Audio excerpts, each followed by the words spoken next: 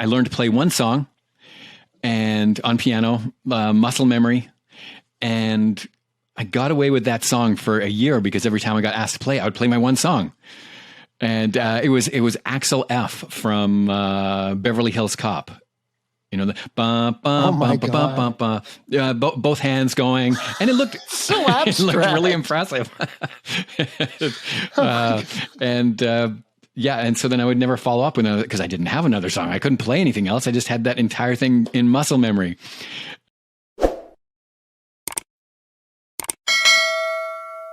And so I ended up, being her boyfriend and becoming a musician. Nicely done. And so we got signed to a record deal and we toured. How did you meet this Debbie Gibson of the New Zealand? She was in my grade, in my high school. Like we went to school together. But she was already a star. Yeah, so she was like the Debbie. Yeah, she was like this star in school. And she liked you. She liked the Canadian kid, Axel Foley. She liked the Canadian kid, who had the piano. accent. Yeah, you know how you always like the if somebody like if we rate people on a scale of 1 to 10, we say we don't, but we always kind of do probably, and you get bonus points for an accent. Oh yeah, I had an accent. Yeah, so I just got an extra point right there. Okay. She didn't like you for you. She just liked you for now. Okay, so you're in a band. How's your band doing? Right off the top, not great. I'm not a piano player. Everybody figures that out, especially the people who actually know how to play, who are kind of annoyed that this Canadian kid is, not really a musician playing in the band. Yeah. So I actually went to school to become a recording engineer. At the time, I didn't even know what a recording engineer was, but it seemed like a fit. It's like I could do that. I didn't know the difference between being a recording engineer and a producer. And these days, they're not that different. The line is very much blurred because we sit in front of computers and do it. But at the time, this is back with 2-inch tape reels and huge consoles.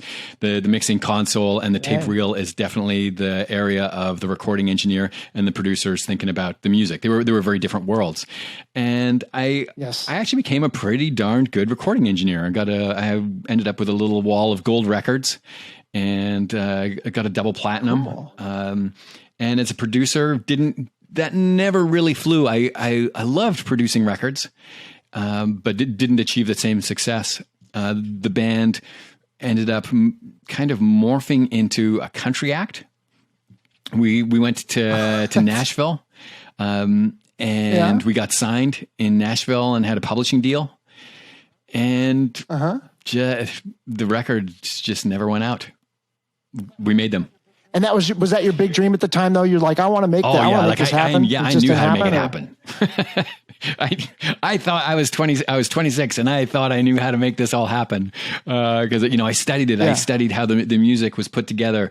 I remember it turned out at the start, I wasn't a very good recording engineer because I was more interested in the engineering than the music. And so it's something you mentioned at the start of this when you were talking, you were mentioning to me when we were just talking before we started off about story arc. And I know from your background that you can think in terms of a story arc, that you either are wired that way and you've developed it, right? I'm probably hardwired to be an engineer. And so I engineered this. I could engineer music and make it quiet, keep the noise floors down, keep everything level-wise fantastic, but not musical in any way. Didn't get that. My brother's a recording engineer, so I understand that.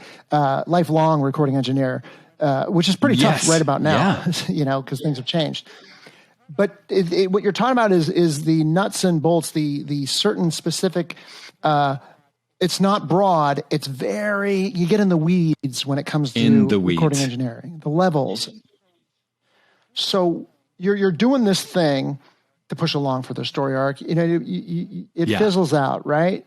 Nashville doesn't happen for you, which is so weird. It's like New Zealand band goes to exactly Nashville. What it was, yeah. Okay. That's a first. Actually, it wasn't. And Keith Urban was. We were at the. Is he from New Zealand or He was Australia? born in New Zealand, lived in Australia, and we were signed at the same. We were signed at the same company. So they're typecasting. Yeah, and there, right? our publisher, she was from Australia. Yeah, we were all very connected in that way.